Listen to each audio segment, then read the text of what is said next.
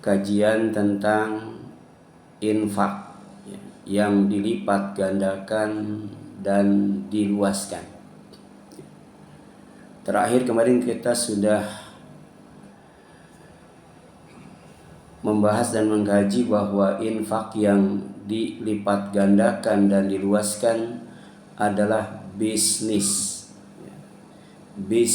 dengan Allah. Jadi infak itu bisnis, jual beli dengan Allah Subhanahu wa taala yang tidak akan pernah rugi. Tijaratan lan tabura. Di dalam Al-Quran banyak sekali Allah berbicara tentang tijarah, tentang bisnis, tentang jual beli atau bai. Yang pertama ada tijaratan tunjikum min adzabin alim. Hal adulukum ala tijaratin tunjikum min adzabin alim. Kalian mau enggak? Kata Allah nih. Aku tunjukkan kepada bisnis yang akan menyelamatkan kalian dari azab yang sangat pedih. Maka jawabannya pertama beriman kepada Allah. Yang kedua berjihad di jalan Allah, baik dengan harta maupun dengan nyawa. Dan itu lebih baik jika kita berilmu. Jadi kalau kita berilmu, maka kita akan selalu berbisnis dengan Allah. Karena bisnis dengan Allah akan menyelamatkan dari azab yang sangat pedih. Dan bentuk bisnis dengan Allah yang akan menyelamatkan dari azab yang pedih itu pertama beriman kepada Allah, beriman kepada Rasulnya. Yang kedua berjihad di jalan Allah dengan harta dan nyawa. Apa balasannya? Pertama diampuni dosa. Dosa kita akan diampuni oleh Allah SWT. Ini keuntungan berbisnis dengan Allah. Yang kedua, kita akan dimasukkan ke dalam surga, yang di dalamnya ada tempat-tempat yang indah, tempat-tempat yang harum, tempat-tempat yang megah, tempat-tempat yang mewah, yang berada di sebuah surga yang bernama Jannatu Aden. Kemudian Allah juga menjanjikan kemenangan yang sangat dekat. Islam dan umatnya sampai hari ini masih menunggu kemenangan. Kemenangan dan kemenangan yang dijanjikan oleh Allah SWT. Dan jawabannya ada di dalam surat As-Saff. Kalau kita mau meraih kemenangan yang tidak lama, kuncinya adalah berbisnis dengan Allah. Tingkatkan keimanan, kemudian jihad di jalan Allah SWT.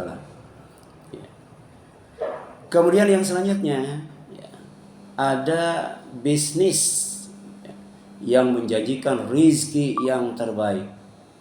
Rizki dari Allah, karena Allah tuh khairur razikin. Apa itu? Menghadiri ibadah Jumat, mendengarkan khutbah Jumat, kemudian sholat Jumat berjamaah. Dan itu Allah menyebutkan sebagai rizki yang terbaik, yaitu kesenangan yang lebih menyenangkan dibandingkan dengan hiburan apapun. Kemudian keuntungan yang lebih menguntungkan dibandingkan dengan bisnis apapun. Itu menghadiri ibadah Jumat. Dan kemudian yang ada kaitannya dengan infak sebagai bisnis dengan Allah SWT yang menjanjikan tijaratan lan tabura, bisnis yang tidak akan pernah rugi, dan kemudian nanti oleh Allah akan dibalas dengan balasan yang sempurna di akhirat, itu disebutkan di dalam Al-Quran, ya, surat Fatir, ya.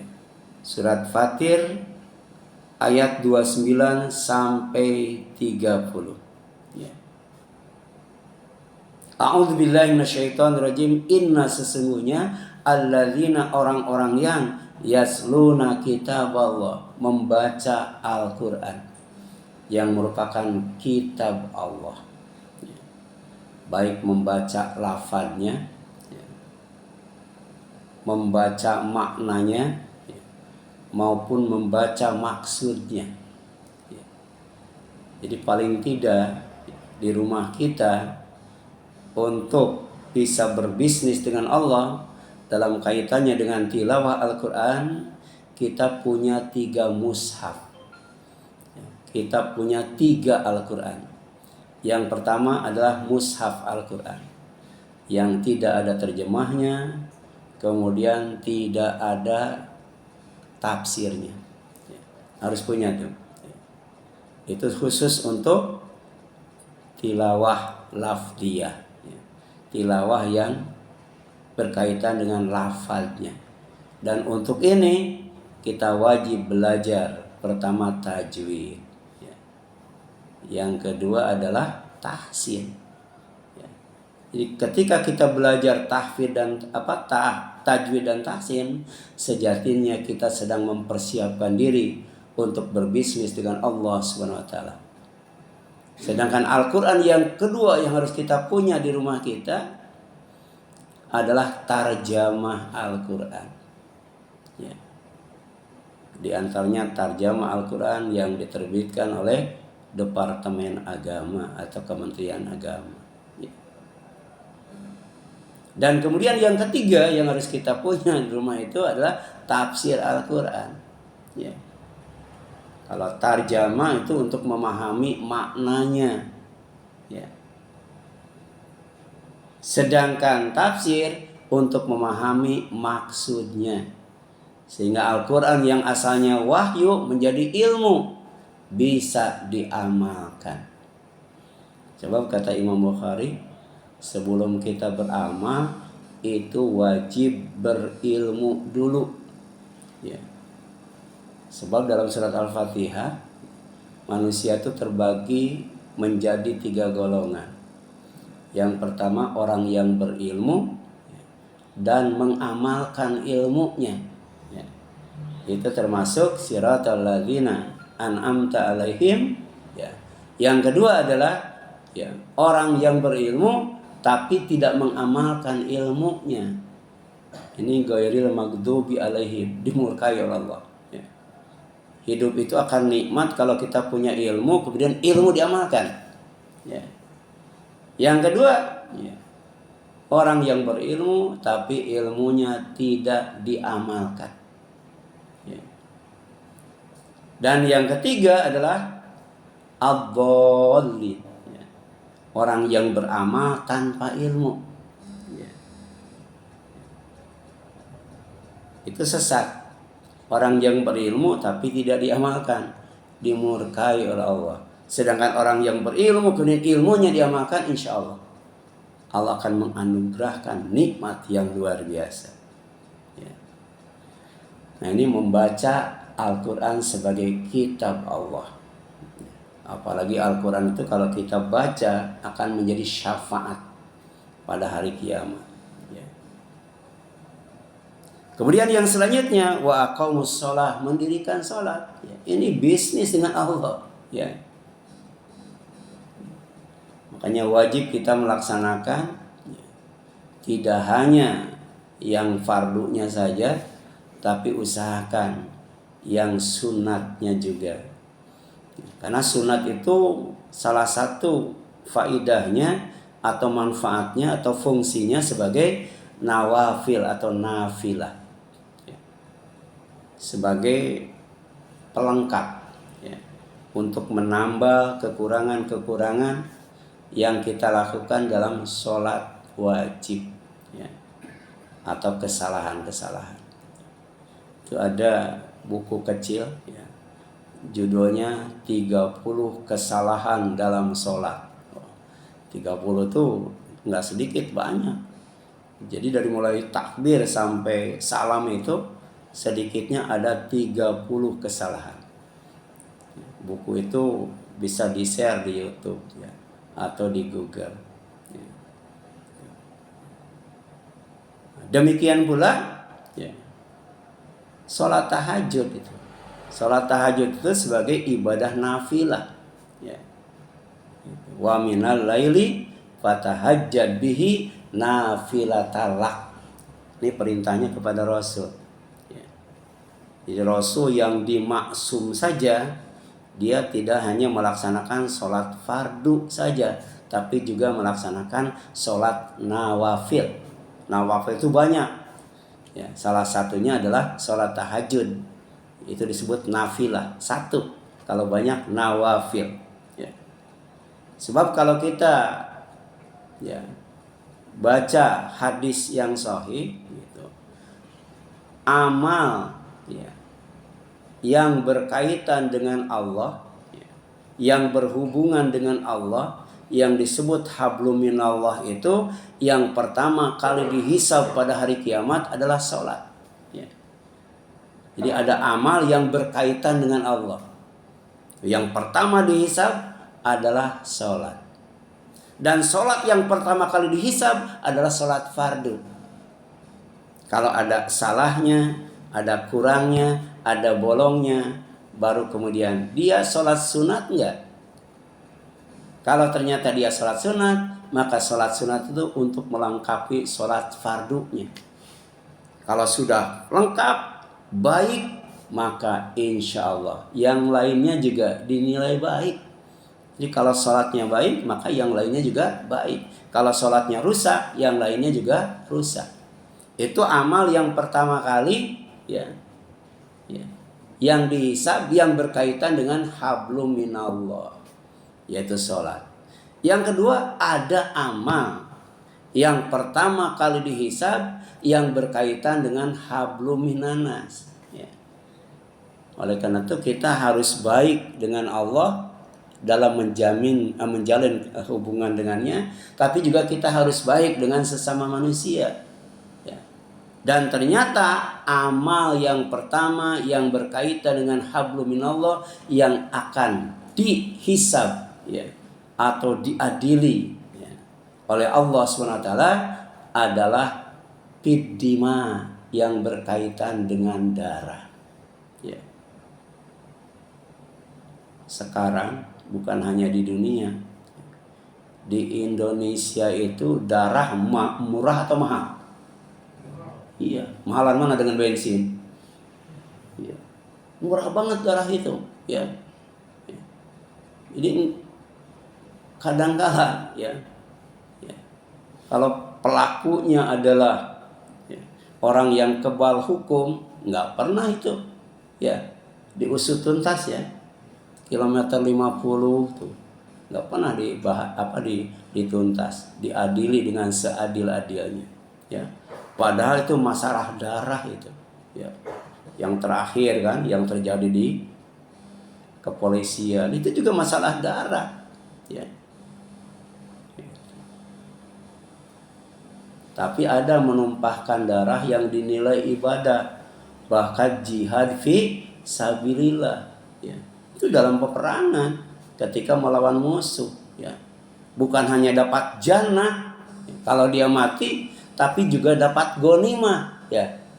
Itu kan jihad fi sabilillah itu ya, ketika berperang menghadapi musuh, kalau kemudian menang dapat ghanimah itu. Tapi kalau kemudian kalah dan matinya apa? Mati syahid. Dapat jannah ya. Bahkan dikasih ya. Istrinya itu bukan hanya istri yang di dunia yang pernah dinikahi dan paling baik akhlaknya ya. Tapi juga istri di akhirat yang disebut hurun in, bidadari, dikasihnya 70 itu. Dikasihnya itu ya. Nah ini sholat itu ya. Bahkan kalau kita sholat bisa khusyuk, yang termasuk mendirikan sholat, Allah janjikan al-falah, surat Al-Mu'minun itu. Kalau kita bisa melengkapinya dengan amal-amal yang lain. Ya. Surat Al-Mu'minun ayat 1 sampai 11. Qad aflahal mu'minun, pasti mendapatkan al-falah, keberuntungan. Siapa orang yang beriman? Urutan yang pertama apa? Alladzina hum fi sholatihim khashi'un. Orang yang salatnya khusyuk. Salatnya itu tidak berat, ya. Salatnya itu tidak susah, gitu. Salatnya itu tidak telat, ya. Kenapa? Alladzina yadunnuna annahum mulaqu rabbihim wa annahum ilaihi raji'un. Ya, dia yakin akan bertemu dengan Allah dan akan kembali kepada Allah Subhanahu wa taala. Ya. Makanya ketika Allah menjanjikan rezeki yang terbaik pada hari Jumat, ketika dikumandangkan azan Jumat, fas'au ila dzikrillah, segera salat, mendatangi masjid atau majelis Jumat. Ya. Itu bisnis yang kedua. Ya. Jadi yang pertama tilawah Al-Quran, yang kedua mendirikan salat. Yang ketiga apa? Wa anfaqu mimma razaqnahum. Ya. Mereka selalu menginfakkan dari sebagian rizki yang telah kami berikan kepada mereka, sirran, baik sembunyi-sembunyi, wa alaniyah, maupun terang-terangan. Ya. Jadi ada infak, ya, yang terbaik ketika dikasihkan sembunyi-sembunyi. Kepada siapa? Kepada orang fakir. Jadi kepada orang fakir itu jangan dikasih di depan umum, ya, sembunyi-sembunyi, ya, datangi rumahnya, ya.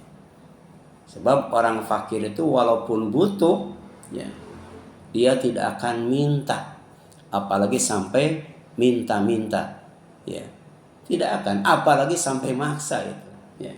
Tapi kalau selain orang fakir, ya, kalau kita bisa menjaga keikhlasan, tidak ujub, ria dan takabur, bisa kita kasihkan secara terang-terangan. Ya. Kemudian yang selanjutnya apa?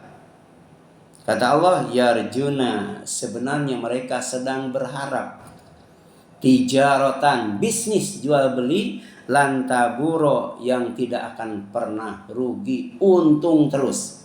Ya. Kalau bisnis dengan manusia bisa untung, bisa rugi, bisa balik modal. Tapi kalau bisnis dengan Allah, diantaranya tilawah Al-Quran, kemudian mendirikan salat dan berinfak, baik terang-terangan maupun sembunyi-sembunyi, dia bersifat Allah janjikan lantaburo, tidak akan pernah rugi, untung terus. Ya. Kenapa? Ya. Tadi pertama diselamatkan dari azab Allah yang paling pedih. Yang kedua dimasukkan ke dalam surga yang terbaik, yang namanya Jannatu Aden. Ya. Kemudian yang selanjutnya diyuwaffiyahum ujurahum, ya, wa yazidahum min fadli, ya, innahu ghafurun syakur. Allah, ya, akan menyempurnakan, ya, balasan buat mereka, baik yang sholat, tilawah maupun yang infak, ya, dengan balasan yang sempurna, ya, balasan yang sempurna, ya. Kalau di dunia apa? 700 kali sampai diluaskan, disuburkan, disucikan, dibersihkan itu. Tapi di sorga balasan yang sempurna itu, ya, adalah Jannatu Aden, sorga yang terbaik. Di sana ada radhiyallahu anhum wa radu'an, penghuninya puas dengan sorga, dan kemudian Allah juga puas dengan amal mereka. Ya. Bahkan kemudian khalidina fiha abada, bukan hanya kekal tapi juga abadi. Ketika Allah berbicara tentang kekal saja, ya, tidak abadi, cuman kekal. Ya. Allah mensifatinya dengan madamatis samawati wal ard illa masya'a rabbuk, Itu dalam surat Hud itu. Baik yang celaka di neraka maupun yang bahagia di sorga. Di sorganya itu selama ada langit dan bumi. Ya. Atau kecuali Allah menghendaki lebih lama daripada itu. Ya. Sekarang langit dan bumi masih ada. Kita nggak tahu berapa tahun lagi itu. Ya. Berapa ratus tahun lagi, berapa ribu tahun lagi.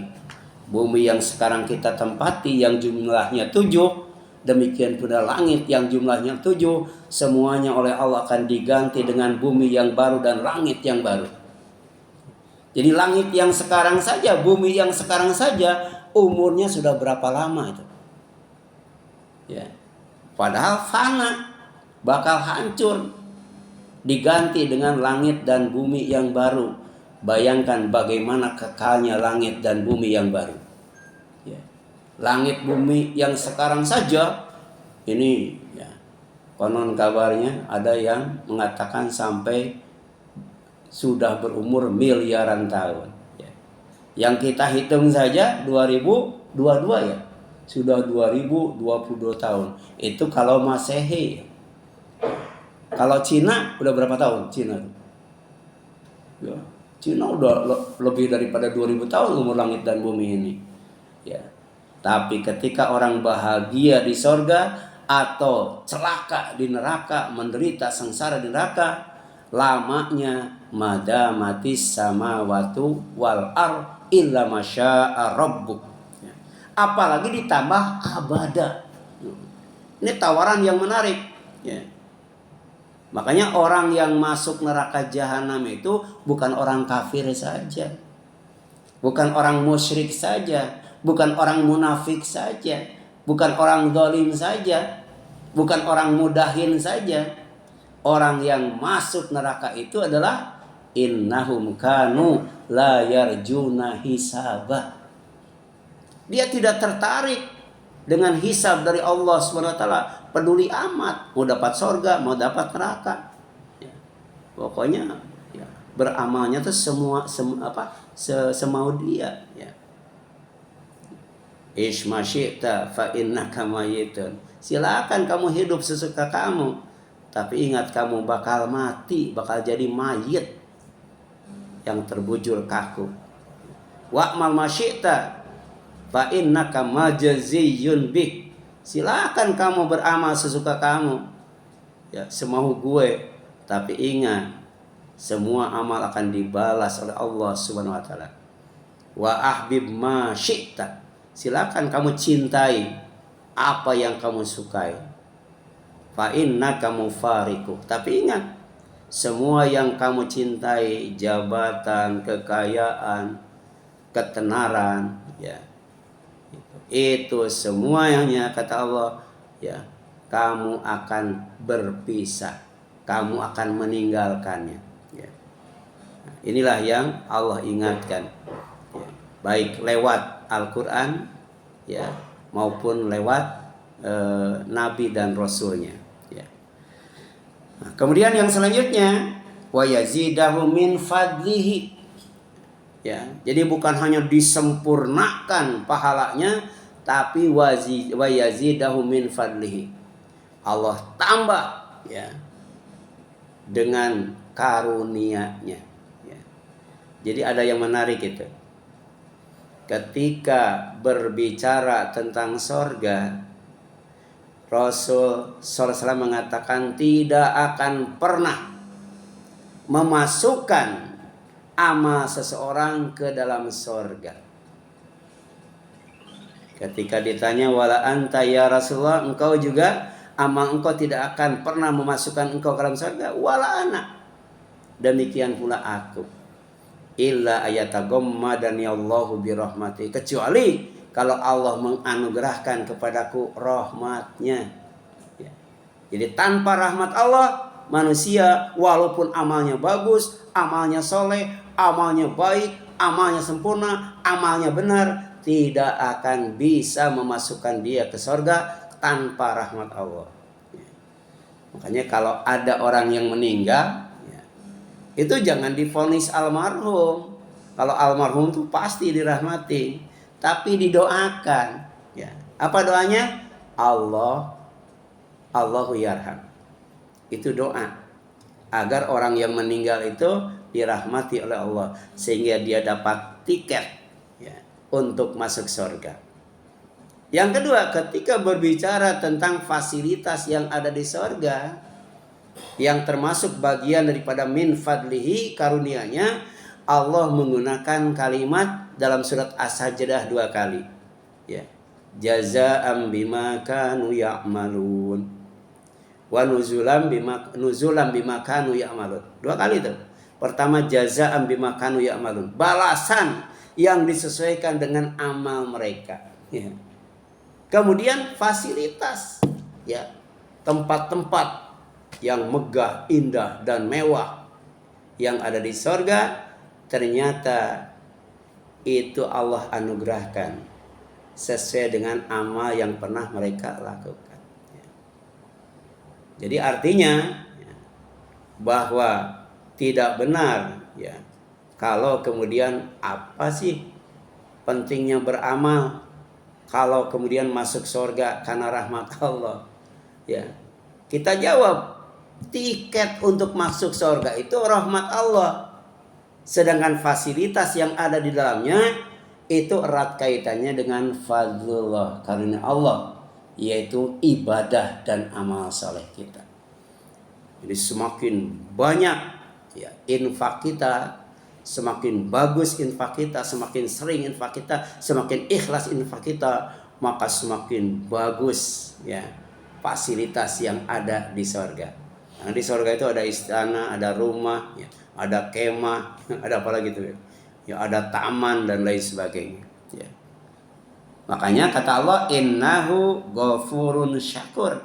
Sesungguhnya Allah itu maha pengampun bagi orang yang mau bertobat dari maksiat. Ya. Orang yang maksiat tidak pernah taubat namanya orang zalim. Ya. Wa man lam yatub faulaika humudz zalimun. Siapa saja yang berbuat maksiat tapi enggak tobat-tobat, mereka itulah orang yang zalim. Ya. Kemudian Allah juga syakur. Setelah bertobat, ya, dia taat kepada Allah, ibadah kepada Allah SWT, akan dibalas dengan yang namanya surga. Ya. Silakan baca surat ya, surat Al-Insan, bahwa ternyata surga itu pertama balasan bagi orang yang sabar. Wa jazahum bima sabaru jannata wa hariro. Allah pasti membalas mereka karena mereka telah sabar dengan 2 keuntungan. Yang pertama surga sebagai tempat yang paling sempurna menikmati berbagai macam kesenangan. Yang kedua ya, kain sutra sebagai lambang kemewahan. Ya. Sedangkan yang namanya ya surga juga ya, itu adalah balasan dari ya, amal ibadah manusia. Ya. Jadi sabar dalam beramal, sabar dalam beribadah. Wa kana sa'yukum mashkura, kata Allah. Ya. Dan usaha kalian, amal kalian, ibadah kalian, amal soleh kalian, salat kalian, baca Quran kalian, infak kalian, mashkuro, pasti akan dibalas oleh Allah Subhanahu wa ta'ala. Ya. Itu surat Fatir ayat 29 sampai 30. Bahwa infak fi sabilillah sejatinya adalah tijaratun lan tabura, bisnis yang tidak akan pernah rugi. Ya. Kemudian infak yang dilipat gandakan dan diluaskan adalah infak yang diserahkan kepada mustahik yang tepat dan benar. Ya. Makanya saya usulkan nanti ini ya, kotak yang ini itu jangan ditulis anak yatim dan fakir miskin, jangan tuh. Ya. Ya. Yang pertama ditulis zakat, ya, zakat. Ya. Kemudian yang sebelahnya ya, ditulis infak, gitu. Sebab ternyata infak zakat dengan infak sedekah, infak zakat dengan infak dengan mustahik zakat dengan mustahik infak itu beda. Ya. Jadi kalau perlu di atasnya zakat, di bawahnya tulis nanti Mas Irsan itu ya mustahik zakatnya. Terus di sebelah sana infak, di bawahnya apa? Mustahik infaknya. Itu beda itu. Ya, kalau mustahik zakat adanya di mana? Surat Al-Baqarah. Surat At-Taubah ayat 60 kan? Innamas shadaqatu ya, lil fuqara wal masakin. Jadi ternyata zakat itu prioritas pertama itu adalah fakir miskin. Tulis itu ya. Jadi di atasnya infak, ya, di atasnya zakat, di bawahnya mustahik. Mustahik zakat itu ada 8 tuh. Tulis di bawahnya tuh. Ya. Supaya orang ketika mau memasukkan ke kotak amal, apakah ini infak atau zakat? Ya. Atau lebih umum lagi kan sedekah sebenarnya dua-duanya. Infak dan zakat itu sedekah. Tapi supaya lebih jelas mustahiknya ditulis di atas. Ya. Ya. Baru secara khusus mungkin untuk biaya operasional masjid yang sebelah sana. Ya. Gitu. Jadi zakat, infak. Ya. Kenapa? Karena infak fisabilillah yang sesuai dengan aturan Allah yang dipraktekkan oleh Rasulnya Sallallahu Alaihi Wasallam, ya, itu adalah punya mustahik. Ya. Yas'alunaka madza yunfiku. Mereka bertanya kepadamu, ya, tentang apa yang harus mereka infakkan. Qul, katakan oleh Muhammad, ma anfaqtum min khair. Ya, apa yang kamu infakkan itu berupa kebaikan. Jadi infak itu adalah khair, kebaikan. Dan kebaikan itu banyak banget. Ya. Di antaranya adalah kebaikan ketika menghadiri ibadah Jumat, kebaikan ketika mendirikan sholat, kebaikan ketika bersedekah, kebaikan ketika ya, apa? Tadi ketika berjihad fi sabilillah, banyak itu. Makanya kita berdoa, Allahumma inni as'aluka fi'lal khairat. Ya Allah, sesungguhnya aku memohon kepadamu kemudahan, ya, kelapangan, ya, kemampuan untuk melakukan semua kebaikan. Di antaranya kebaikan dalam berinfak. Jadi apa yang kita infakkan itu yang baik-baik. Ya. Kemudian untuk siapa? Falil walidaini, ya, untuk kedua orang tua. Kalau zakat apa? Lil fuqara wal masakin. Ya, jadi kalau zakat itu keluar, bukan ke dalam. Tapi ketika infak itu ke dalam. Ya. Kemarin sudah saya jelaskan, zakat dengan infak banyak mana? Zakat dengan infak banyak mana? Banyakan infak, ya.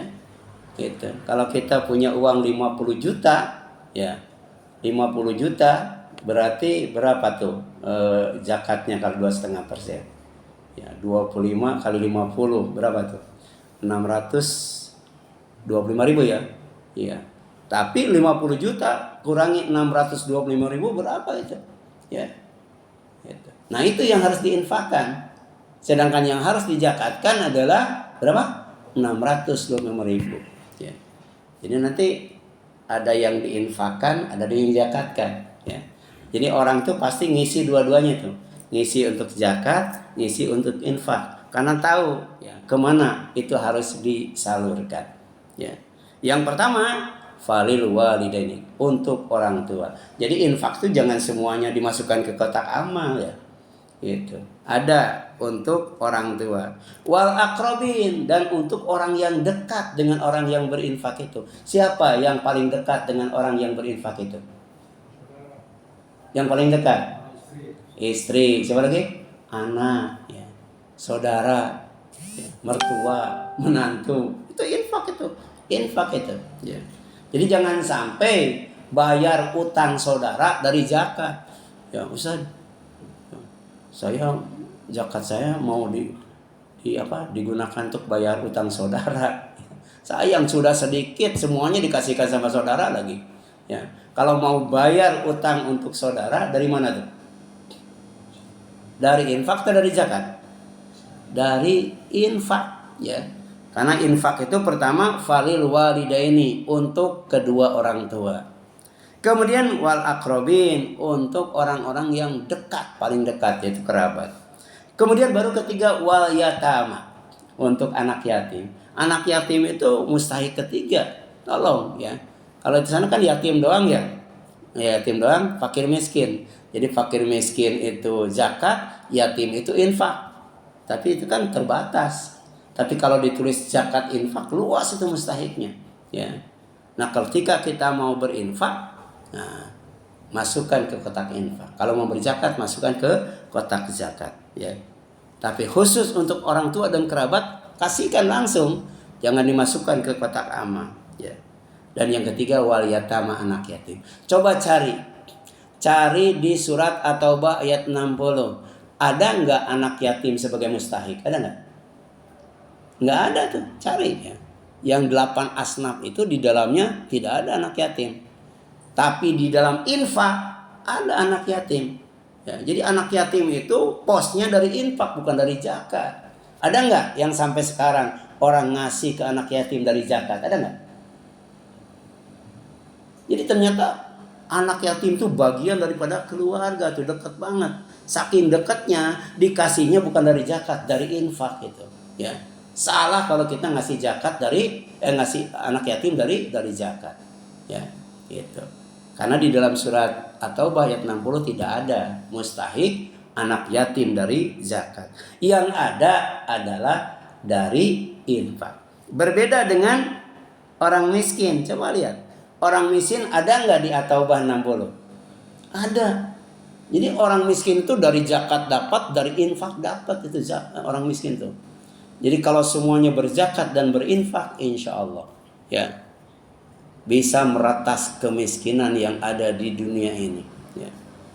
Jadi makin hari orang miskin makin banyak. Kenapa? Karena zakat dan infaknya tidak efektif. Ya. Itu di zaman Umar bin Abdul Aziz, ya, yang namanya pintu rumah itu tidak ada yang dikunci. Ya. Tidak ada, terbuka begitu saja. Aman, gitu kan? Yaitu aman, ya. Anak yatimnya diurus oleh khalifah, ya.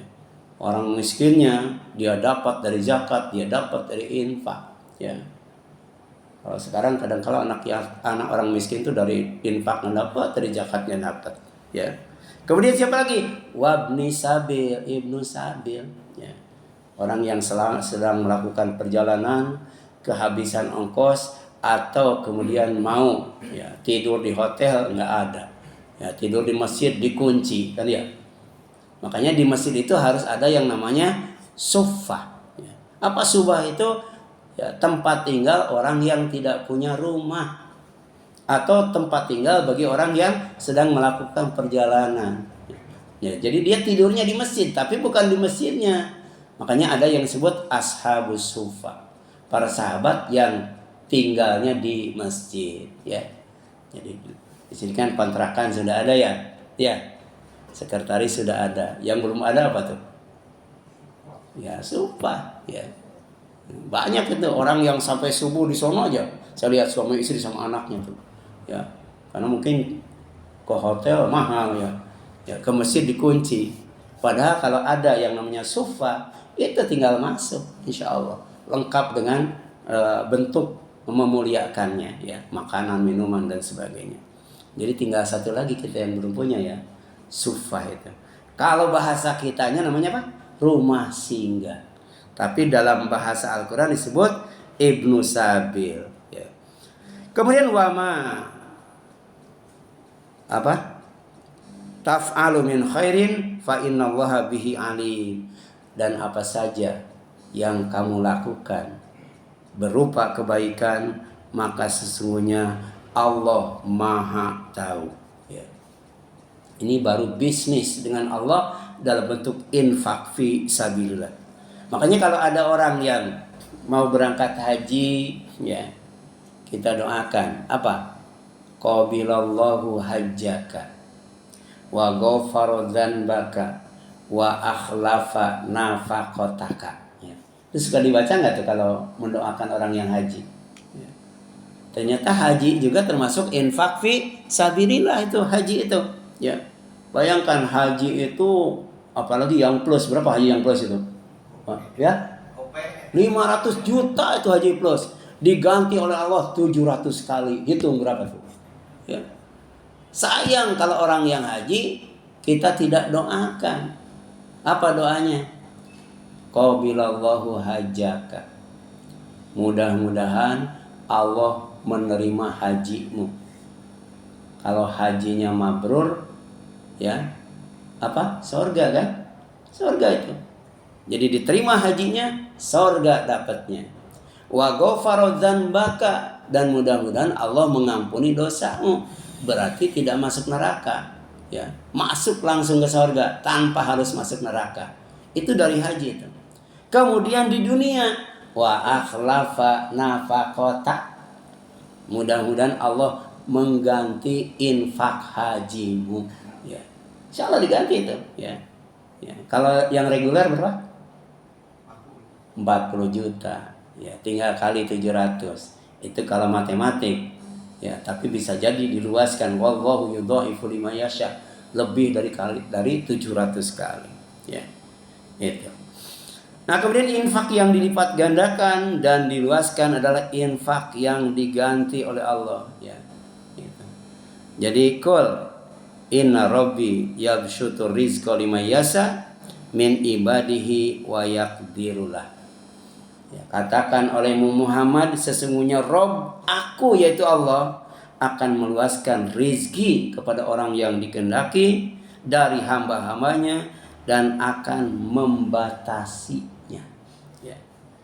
Coba, ya. Ini penting, namanya tarjamah dan tafsir. Ya. Yang akan diluaskan rizkinya oleh Allah itu pertama orang yang dikehendaki oleh Allah. Ya, jadi orang kaya, ya, dan lain sebagainya, itu mereka dapat rezeki dari Allah, diluaskan rezekinya. Tapi ditambah dengan min ibadi, dari hamba-hambanya. Ya. Jadi kalau yang bukan hamba Allah tidak akan diluaskan rezekinya, walaupun banyak nggak pernah cukup. Ya. Ada nggak orang yang kekayaannya luar biasa, tapi nggak pernah cukup? Kenapa? Karena oleh Allah tidak diluaskan rezekinya, hanya sebatas materi. Ya, hanya sebatas materi. Tapi kalau Allah luaskan rezekinya, bukan rezekinya berlimpah ruah saja, tapi berkah. Merasa bahagia dengan rezekinya, merasa senang dengan rezekinya, digunakan untuk taat ibadah kepada Allah SWT. Ya, berbagi dengan orang-orang yang membutuhkan. Itu yang Allah luaskan rezekinya. Kemudian wa yakbirlah. Allah juga akan membatasi rezekinya, ya. Makanya kalau kita mau diluaskan rezeki, kuncinya apa? Pertama berdoa. Ya. Berdoa. Allahumma inni as'aluka ilman nafi'a wa rizqan wasi'an. Ya. Bukan rizqan thayyiban, rizqan wasi'an. Kemudian wa syifaan min kulli da'. Ya Allah, sungguhnya aku memohon kepadamu pertama ilmu yang bermanfaat, ilmu agama itu, ilmu syariat. Yang kedua adalah rezeki yang luas, ya, bukan rezeki yang banyak, ya, bukan rezeki yang berkah, tapi juga rezeki yang luas, diluaskan oleh Allah. Baru kemudian, ya, wasyifaan min kulida, ya, obat yang dapat menyembuhkan berbagai macam penyakit. Obat belum tentu bisa menyembuhkan. Ya. Makanya kita minta obat yang bisa menyembuhkan berbagai macam penyakit, yang murah dan mudah, gitu kan? Gitu. Di sana ada kalimat rizqon wasi'an. Jadi berdoa. Yang kedua beribadah, ya. Karena ternyata rizki yang luas itu ada kaitannya dengan ibadah. Fal ya'budu rabb hadzal bait alladzi at'amahum min ju' wa amanahum min khauf. Kalau kita ibadah kepada Allah, dijamin kenyang. Kenyang. Ya. Dijaga perutnya oleh Allah, kenyang gitu, ya. Yang kedua apa? Aman. Karena Allah tuh allazi at'amahum min ju'. Allah tuh memberi makan, ya, kepada mereka dari lapar. Kemudian wa amanahum, dan membuat mereka aman min khauf, dari rasa takut. Itulah cara mendapatkan, pertama ya, mendapatkan rezeki yang luas. Pertama berdoa kepada Allah, yang kedua adalah beribadah kepada Allah Subhanahu wa taala. Termasuk kerja. Kerja dalam Islam itu dinilai ibadah kalau kerjanya yang islami. Wa ma anfaqtum min syai'in fahuwa yukhlifuhu. Ya.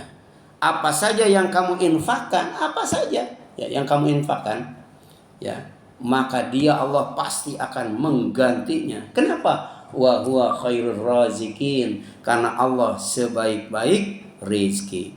Bahkan ada hadis qudsi ya, yang diriwayatkan oleh muttafaq alaih dari sahabat yang mulia Abu Hurairah radhiyallahu anhu. Apa kata?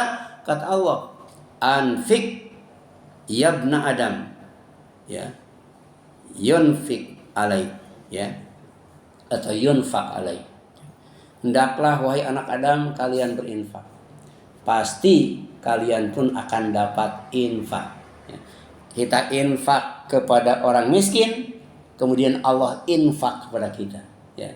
Kalau kita mau dijadikan mustahik infak oleh Allah, maka infak kepada yang lain. Ya. Kalau kita ngasih infak kepada yang lain, cuman 2,5%. Tapi kalau Allah ngasih infak kepada kita, 2,5% kali 700. Ya. Makanya kalau kita mengamalkan apa firman Allah dan hadis qudsi ini, kira-kira bakal pelit atau enggak? Bakal ragu atau enggak? Enggak. Ya, ini hadis qudsi, ya.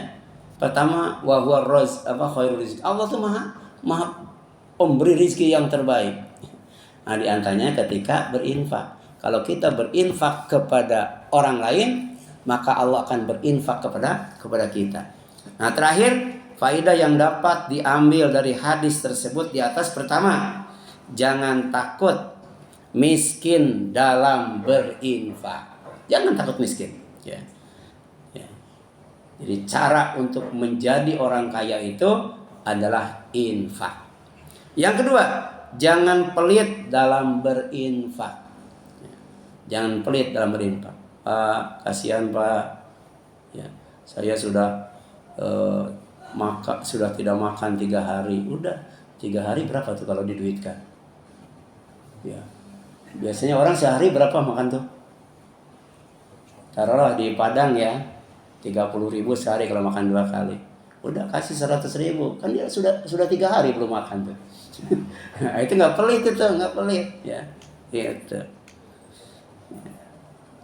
Bahkan Rasul itu kalau punya utang, kemudian dia bayar utang, itu dikasih lebih, bukan riba, itu infak itu, ya. Itu utang 100.000, ya, janji 1 bulan, kemudian ditagih, bayar 100.000, tapi kemudian dikasih infak. Itu luar biasa itu, luar biasa. Ya. Ada orang yang punya utang, nggak bayar kan gitu ya, ya. Udah pinjamkannya sama orang, jangan sama orang itu, sama Allah pinjamkannya. Ya. Kalau dipinjamkan sama Allah pasti diganti itu. Pasti diganti. Jadi jangan pelit dalam berinfak.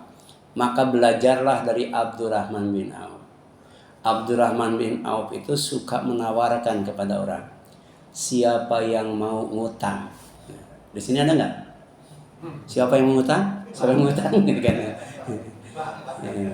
Yang kedua, ya, dia suka melunasi utang orang lain. Siapa yang punya utang? Siapa yang punya utang? Ya, yang belum lunas dan tidak mampu bayar, dan kalau ditagih tarsok dulu, udah dilunasin itu. Ya. Dan kemudian dia suka membebaskan utang.